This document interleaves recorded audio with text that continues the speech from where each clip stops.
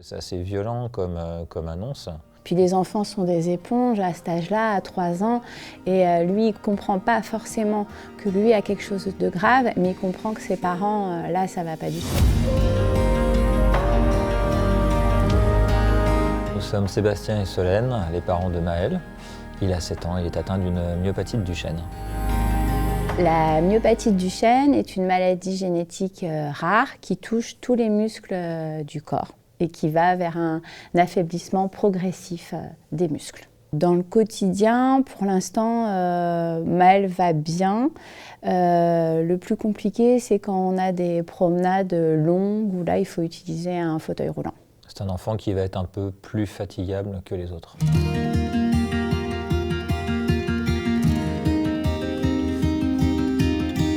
Le jour du diagnostic, ça se passe au CHU de Nantes. Il y a toute une équipe du CHU qui est présente, neuropédiatre, professeur en neurologie, en génétique, psychologue, bref, toute l'équipe du CHU qui gère ces maladies neuromusculaires.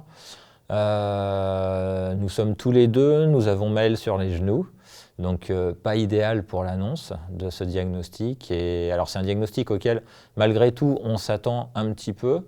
Parce qu'au niveau des maladies neuromusculaires, c'est la plus répandue chez l'enfant. On reste dans les maladies rares, mais c'est la plus répandue. Donc on savait qu'il y avait de grands risques que ça soit celle-ci.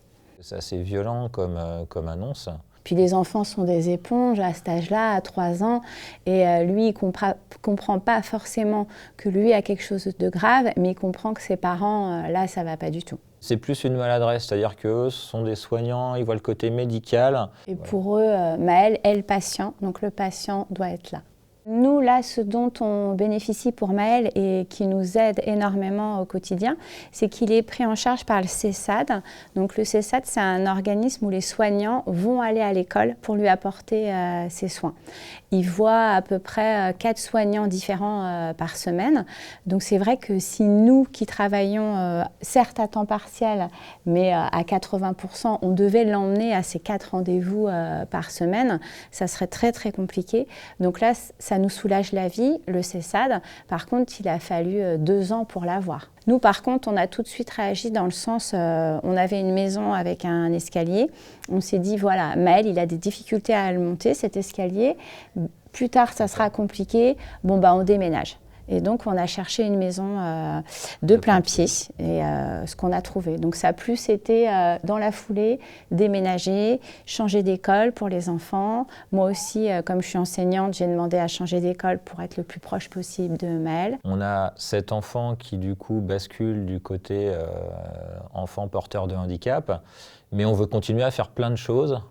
Comme on faisait avant, c'est-à-dire que nous on est très nature, on fait des promenades, de la randonnée, on aime bien aller sur la côte, faire des activités nautiques. Donc voilà, on s'est adapté, c'est exactement ça.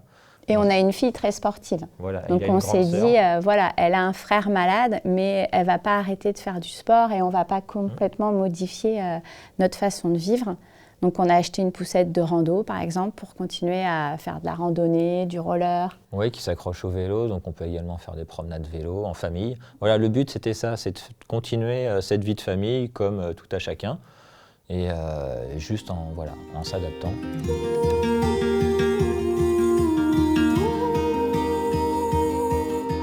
Ça a été une grande chance.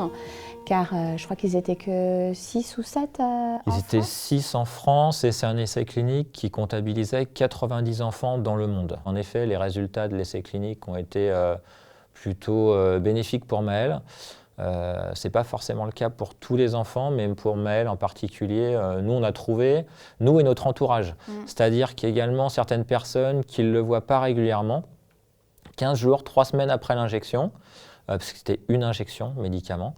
Nous ont fait de nombreuses remarques. Sa posture était plus la même, il était plus droit. Tiens, Maël, on trouve qu'il se tient plus droit. Ah, Maël, il monte bien les échelles, je l'ai emmené au parc. Le même qu'avant son hospitalisation, il grimpe partout, j'ai plus besoin de l'aider. Donc oui, un réel progrès pratiquement immédiat. Voilà, dans les 3 semaines qui ont suivi.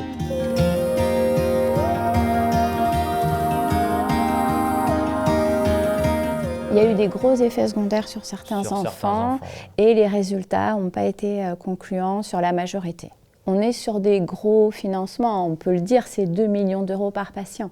Donc voilà, il faut que ça soit très probant pour que ça continue. Malgré tout, on reste positif là-dessus. On est très bien encadré par l'équipe du CHU de Nantes, que ce soit en neurologie ou en génétique.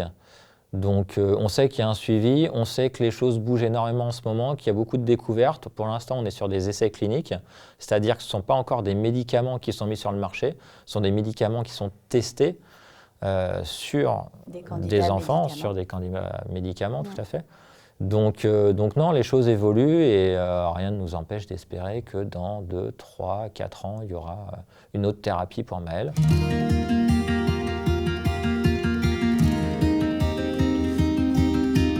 Tous les enfants qui sont inscrits à l'AFM Téléthon et qui ont une maladie neuromusculaire bénéficient d'une référente santé.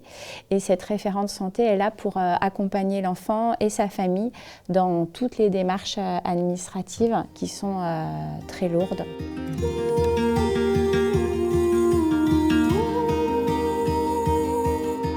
Je pense aux parents qui viennent d'avoir un diagnostic, qui en auront dans les années qui viennent, parce que malgré tout, il continuera d'y avoir des maladies génétiques rares, de ne pas baisser les bras, d'essayer de se faire aider du mieux possible par les équipes médicales notamment, et puis d'adapter son quotidien pour continuer à vivre entre guillemets normalement, ne pas se résigner.